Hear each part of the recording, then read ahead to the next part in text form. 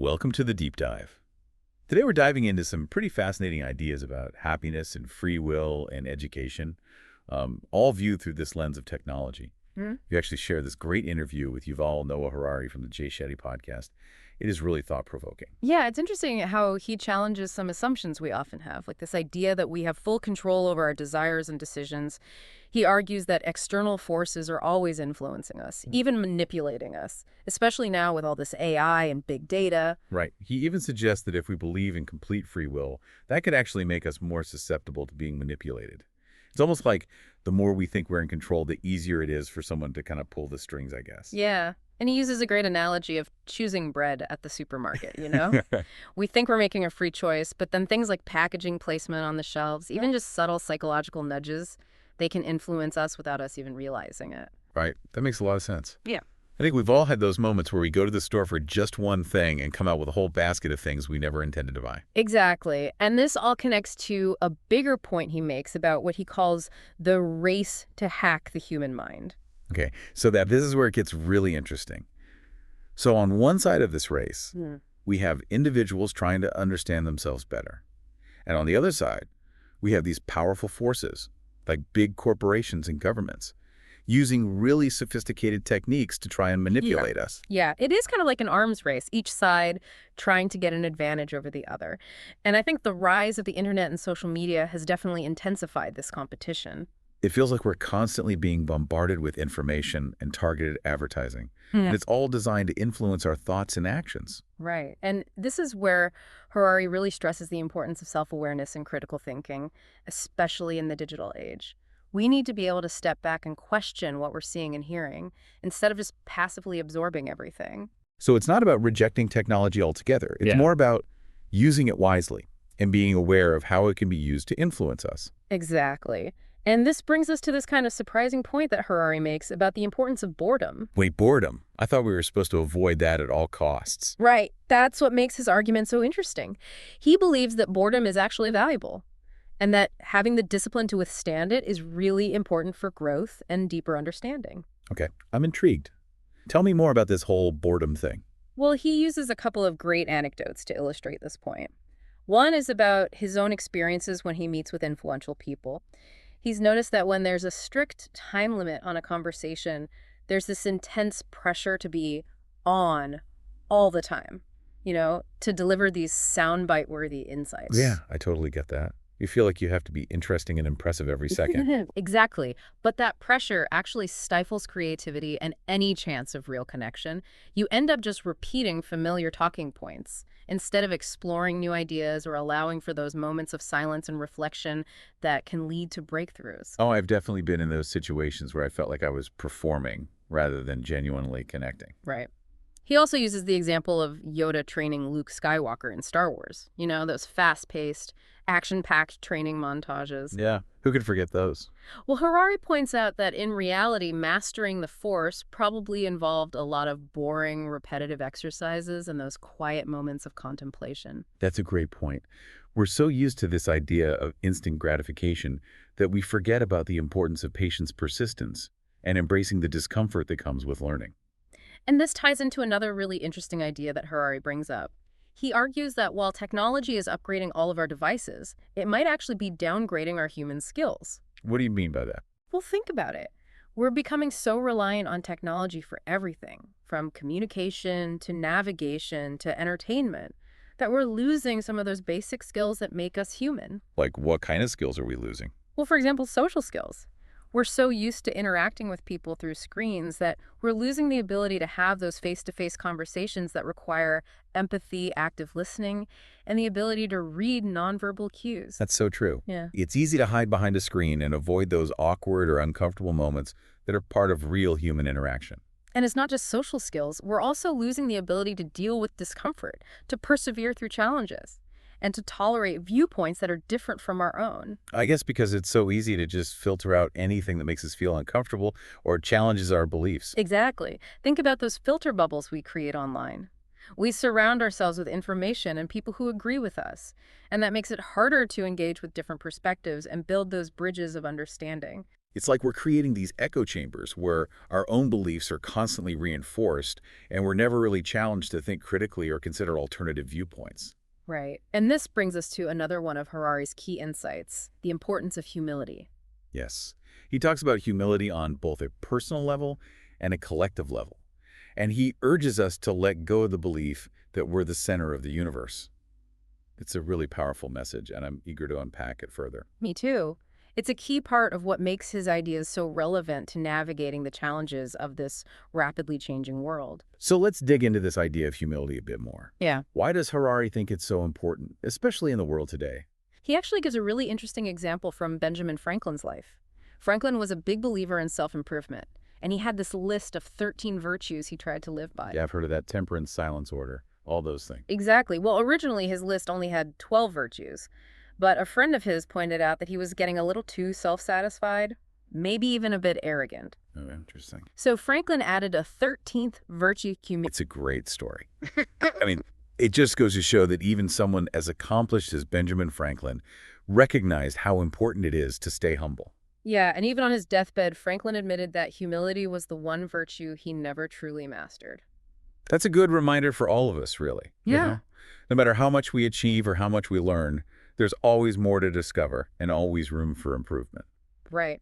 And then when it comes to groups, Harari points out that it's really easy for nations, religions, political parties to develop this sense of superiority. Like they have the only truth or the only right way of doing things. Like that saying, everyone thinks they're the good guy in their own story. Exactly. He uses an example from his own Jewish heritage. He talks about how some people believe that Jews invented morality, but he argues that this is a dangerous and ultimately untrue belief. He emphasizes that every culture and civilization has contributed to the development of ethical systems and values.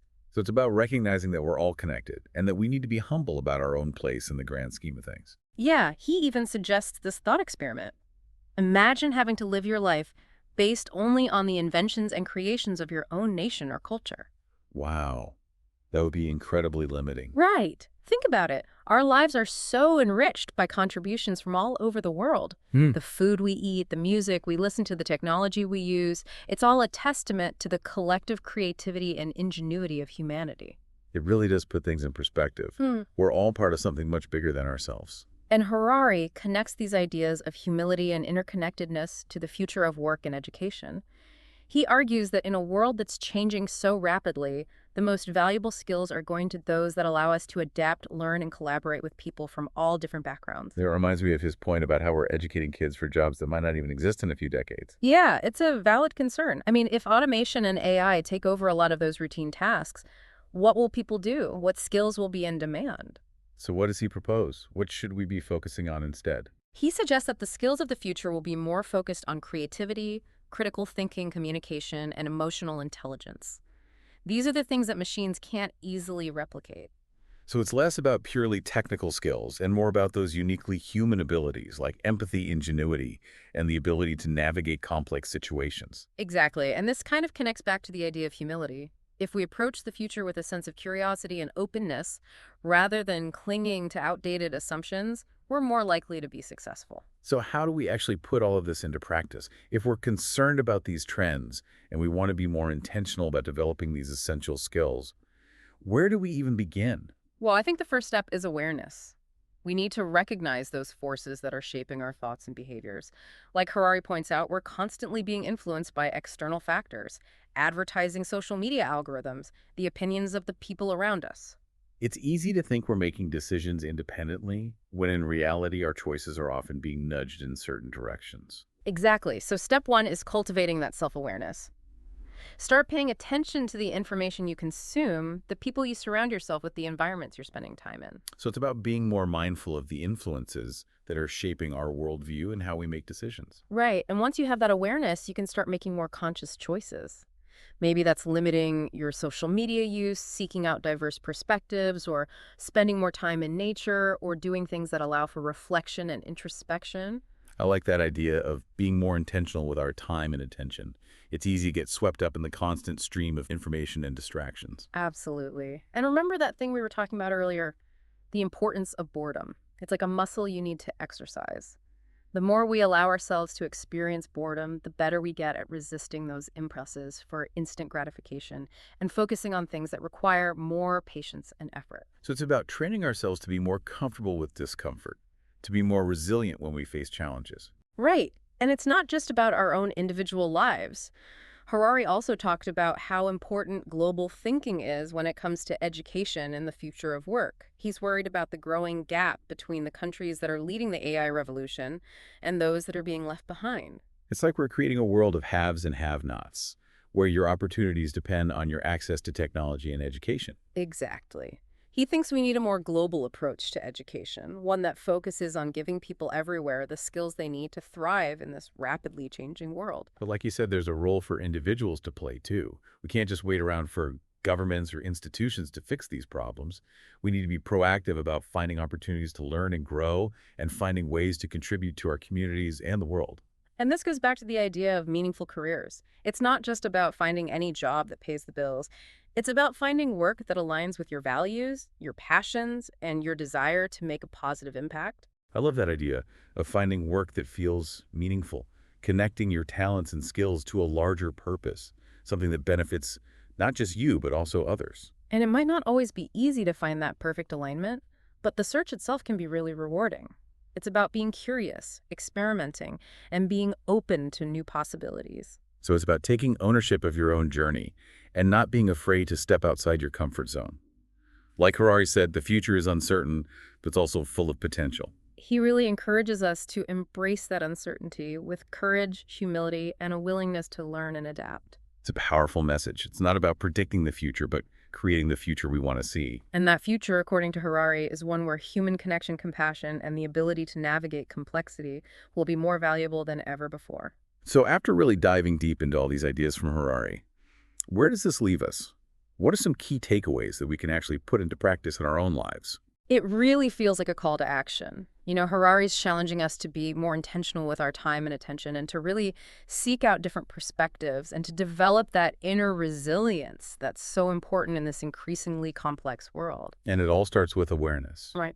Recognizing the influences around us and how technology shapes the way we think and act. That's the first step. Absolutely. Once we have that awareness, then we can start making choices more consciously. So what might that look like in everyday life? Well, one thing we can do is be more mindful of what we're consuming online. Instead of just passively scrolling through social media, we could choose to engage with content that challenges our thinking or exposes us to new ideas, or even helps us learn valuable skills. So being more proactive in choosing what we let into our minds. And remember what we were talking about earlier, the importance of boredom. Maybe it's about putting our phones down more often, resisting that urge to constantly check for notifications and giving ourselves space for quiet and stillness. It can actually lead to some really interesting insights and boost our creativity. Yeah, like giving our minds the space to wander and make connections and come up with new ideas. And those social skills that Harari talked about, those are crucial too. Maybe it's making an effort to have more conversations face to face, to really listen to what others have to say, even when we don't agree with them. It's about building those bridges of understanding even when it's tough or a little uncomfortable. And remember that emphasis on humility.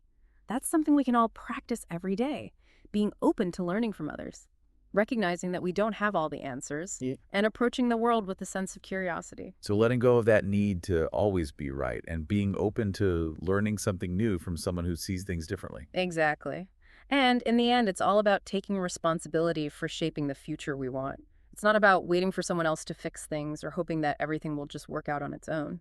It's about taking action even in small ways, using our skills and resources to make a positive impact, contributing to our communities and trying to make the world a little bit better. Harari reminds us that the future is uncertain, but it's also full of potential. And the choices we make today, both individually and as a society, will have a huge impact on the world of tomorrow. So as we wrap up this deep dive, I think there's something really important to think about. What if the key to happiness and fulfillment isn't about reaching some big goal, but about enjoying the journey itself, with all its twists and turns and ups and downs? Yeah. What if the greatest rewards come from those moments of struggle and discomfort and even boredom, the moments that push us to grow and learn and become more fully ourselves? Think about it. Let your own deep dive take you wherever it may. Thanks for joining us.